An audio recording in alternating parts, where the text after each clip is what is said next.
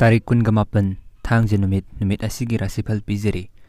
Mes rasigi wina wakal loksing thok numit ni thabak tawbugi warep lawba yai yumda ningai changdana ganu. Bres rasigi wina sel thungi phibam khara makai fagalagani imung manunggi mateng su phanglagani. Mithun rasigi wina marup mapang sagai na taiga afaba mari laigani lalol itik tawda kana jagani.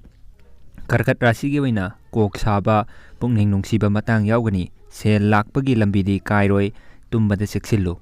Singha rasigi wina afaba numitni thabak tawba hotna jabada kanaba phangani mai pakpa piri.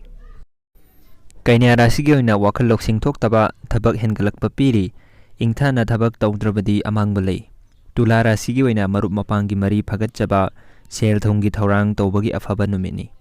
Brisik rasigi wina thabak tawba hotna jabada mai pakani nahaki thabak sak khangbiba natraga thagat piba laigani.